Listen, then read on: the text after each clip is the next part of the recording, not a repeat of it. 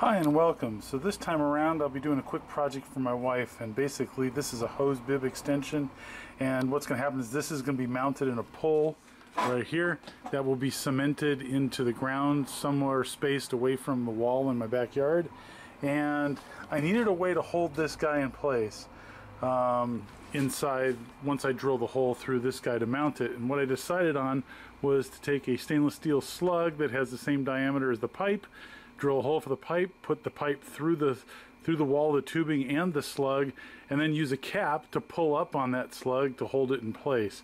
So I had already started working on the cap here, and I still need to face off the other side to finish the material because I just parted it and that's where I left it. I missed the video on the trepanning that I did on this guy, and what I did is I used this trepanning adapter, and you'll see that this holder is curved, and it's designed specifically for specific radiuses. So 35 to 48 millimeters is what radius this guy is good for. So I created a hole at that radius, or a slot at that radius, and then opened it up from there, because once you've got it you can open it up. But if you're just going to do the slot by itself, then you're limited by the radius limitations of the cutter. So I trepanned that slot already, and that's right here, and that allows this guy to fit on top of here and down. And I'm going to drill a hole for a bolt through the top, but first I want to face this because it's kind of messed up, and clean it up a little bit. And then we're going to drill a hole through here, and then I am going to take this piece, this piece of stainless right here, part off the end, finish it. It's just a little bit larger than the internal diameter right now. And we're going to put a hole over in the mill through the center of this guy that's the same diameter as this pipe, and thread and tap the top part of it for 1/4 that will go through here and pull up on it to hold it in place. So hopefully that made sense. So getting these brass spacers in on a 3-jaw chuck is much harder than a 4-jaw chuck, just for your information in case you weren't aware. So this guy is way out of true right now, so I'm using my bearing holder that I made in another project to get this guy square. It doesn't have to be perfect, but you just keep pushing in until the bearing makes constant contact. So first up, we're going to take a 20 thousandths pass to square this guy up.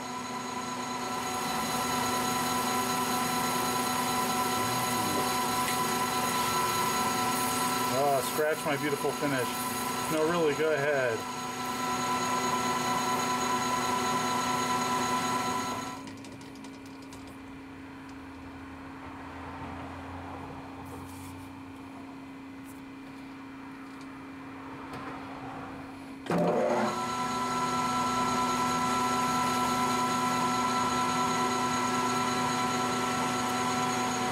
And center drill.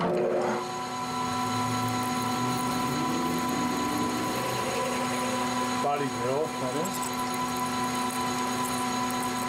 So there's the finished part. I create a little raised portion for the nut the bolt to push against, because I thought it would look nice. That's it, not for any important reasons. So there's the finished part. Got to deburr this guy, but there's the cap for the column. And even with the protection, it still, even with the brass, it still did damage the aluminum. No kidding. Well, that sucks. Alright, we'll have to Scotch-Brite that off. So now I've got my stainless steel slug in here. I faced one side, chamfered it. Now I'm going to drill and tap for 1/4, and we're going to go fairly deep, so it gives us a little bit of range. And then we are going to take a tiny bit off of the side, just a few thousandths. So that's where we're at. So we're going to center drill, drill and tap.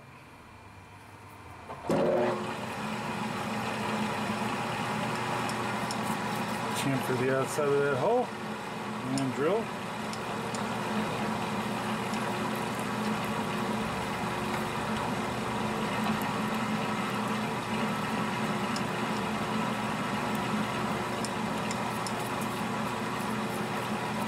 This is a high helix drill bit. Help with chip evacuation and drilling deep holes.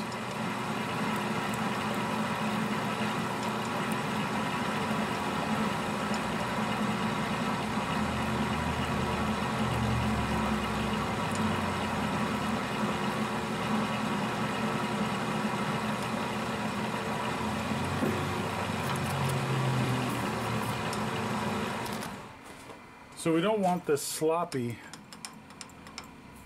but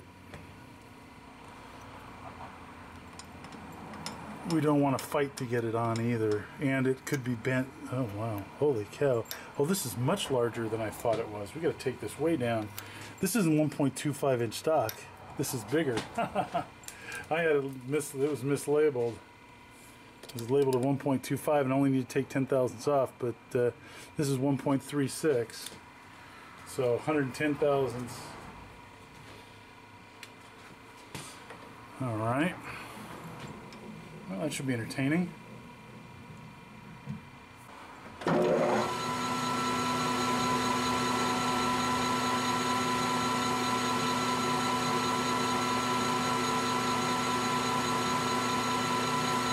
See how the 40 thousandth pass goes.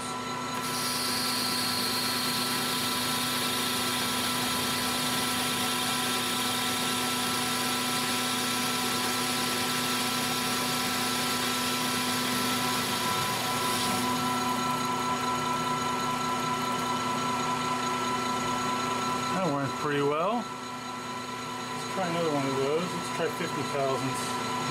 See how that works.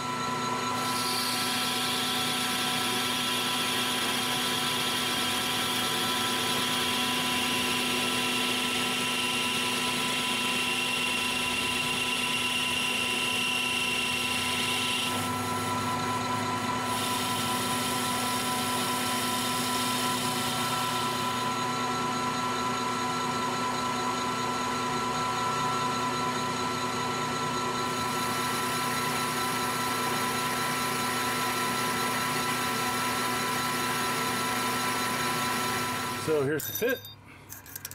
Just a little bit sloppy. Make it slide in nice and easily. And now I just need to part this guy off, and we'll take it over to the mill and drill the hole for the cross pipe, the pipe that goes across through it. So next up, I've got to just drill the clearance hole in the end of this guy. And a couple mistakes came to mind immediately. One is,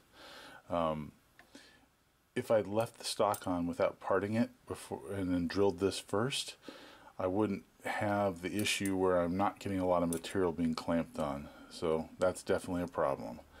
Number two, if I was trying to do a precise cut, which it's not, I would need to have something balanced on the opposite side of my vise, because even as sturdy as Kurt vices are, when you clamp one side but you're pushing it from the middle, it's going to cause it to cant ever so slightly, and if you're looking for extreme accuracy, you're not going to get it this way. I'm trying to find the center of the part with my indicator. Unfortunately, this is a small enough diameter that I can get away with this. I need the end of this tool to be past the center line and still not touch early, and hopefully you can see the light come on, and that would be my Y0 on one side.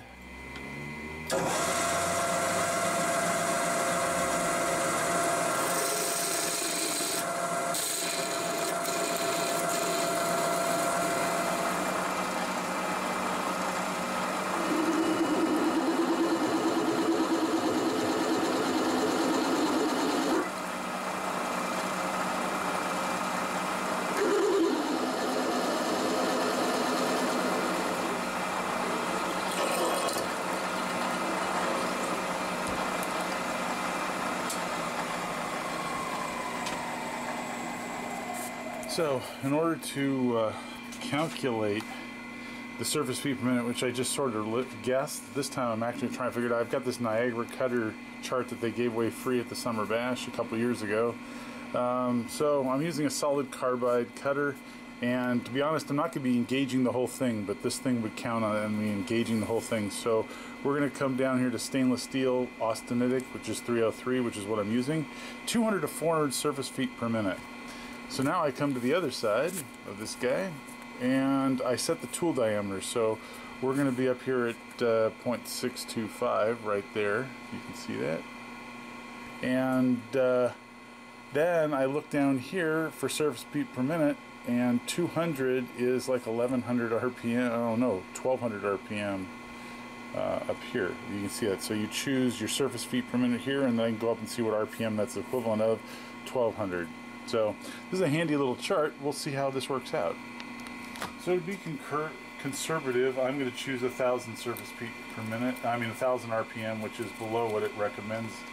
And I was being conservative to begin with. I just these are inexpensive Chinese end mills that I got in a set, and I use them mostly for trying to cut a specific diameter perpendicular to the surface, because they cut straight more or less. But I don't really trust them. They were very inexpensive. As a matter of fact, the whole set was less than the 3/4 end mill on the end 4 flute would normally cost all by itself. So I don't have a lot of faith in they're going to be particularly good, but they do cut holes, which is what I'm using them for. So let's try this.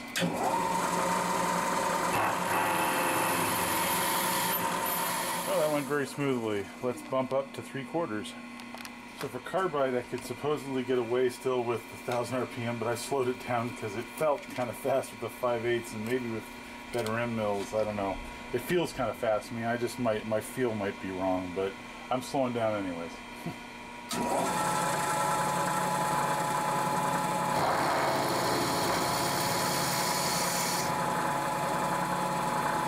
Gotta say, it is cutting nicely.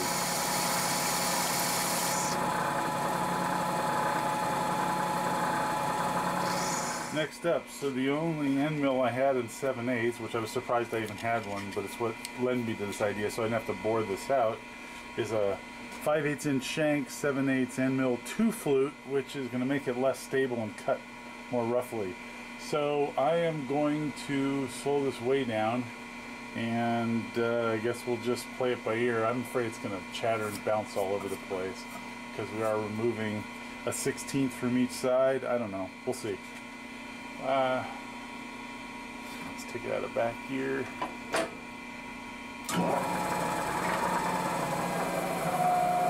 Go for 600 RPM here.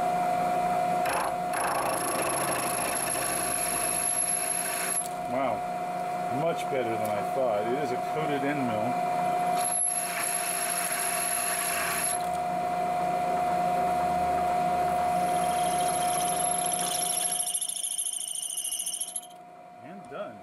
So I didn't show the uneventful drilling since I already showed you some on the pole itself.